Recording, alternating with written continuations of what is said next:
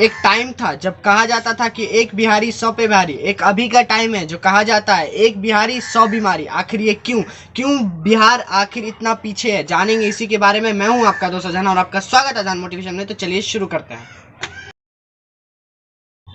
7 चीजें हैं जो बिहार को आज बहुत पिछड़ा राज्य बनाती है। नंबर 1 है ज्योग्राफिकल डिसएडवांटेज। बिहार के पास ज्योग्राफिकल लोकेशन नहीं है।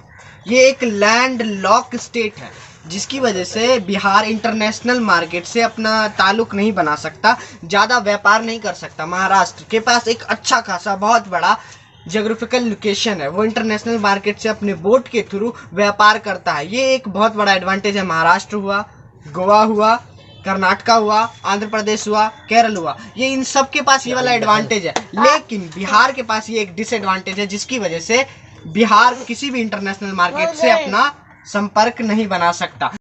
बिहार की दूसरी चीज जो बिहार के पास नहीं है, नो मेजर इंडस्ट्रीज।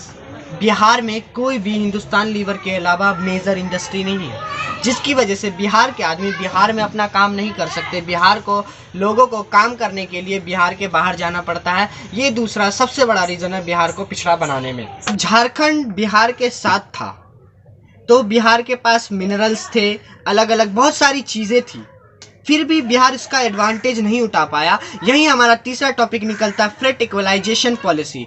ये वो पॉलिसी थी जो 1950 से लेकर 1990 तक जारी था। इस पॉलिसी के अनुसार ट्रांसपोर्टेशन पर सरकार सब्सिडी देती थी। इस सब्सिडी के कारण कोई भी बड़ी इंडस्ट्री ट्रांसपोर्टेशन करने में हिचकिचाती नहीं थी और ट्रांसपोर्टेशन करती थी, जिसकी वजह से बिहार के सारी चीज़ें बाहर जाती गई।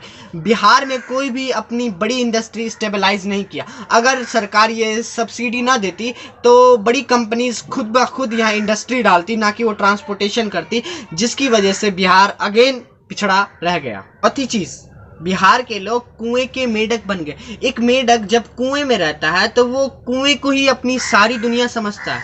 उसी तरह बिहार के लोगों ने सिविल सर्विसेज को सब कुछ समझना स्टार्ट कर दिया। जिसके पास अच्छी नौकरी हो, सरकारी नौकरी, सिविल सर्विसेज, वो सबसे बेस्ट। बस सारे इसी पे टूट पड़े। अगेन ये एक चीज, ये मानसिकता ने हमारे बिहार में बड़ी इंडस्ट्री नहीं लगने दी, बड़ी चीज़ें नहीं होने दी। जो थे वो सिर्फ सिविल सर्विसेज,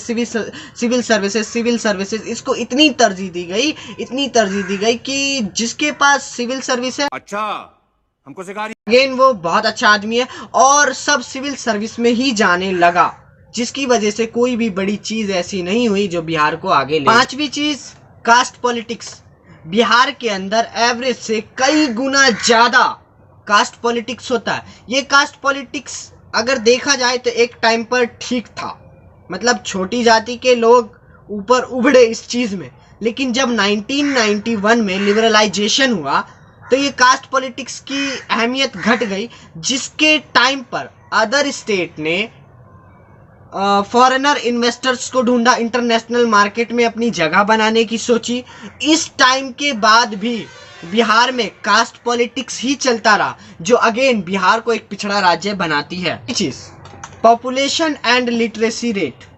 बिहार की पॉपुलेशन वक्त के साथ तो बहुत स्पीड में बढ़ती रही, लेकिन जस्ट अपोजिट लिटरेसी रेट में हुआ इसके। यहाँ एक तरफ जैसे पॉपुलेशन बढ़ती गई उसी तरह लिटरेसी रेट घटती गई, जिसकी वजह से एम्प्लॉयमेंट घटती गई। क्योंकि अगर पॉपुलेशन ज़्यादा है तो लिटरेसी चाहिए, क्योंकि लिटरेसी होगी तब उन्हें एम्प्लॉयमेंट बढ़ेगी। लेकिन इसका ठीक अपोजिट हुआ, यहाँ ग्रोथ हुई पॉपुलेशन की, यहाँ लिटरेसी रेट घटते गए। 63% लिटरेसी रेट है पूरे इंडिया में। सभी राज्य से सबसे कम लिटरेसी रेट बिहार का है, जो अगेन बिहार को एक पिछड़ा राज्य बनाती है। 7वीं चीज, झारखंड का बिहार से अलग होना।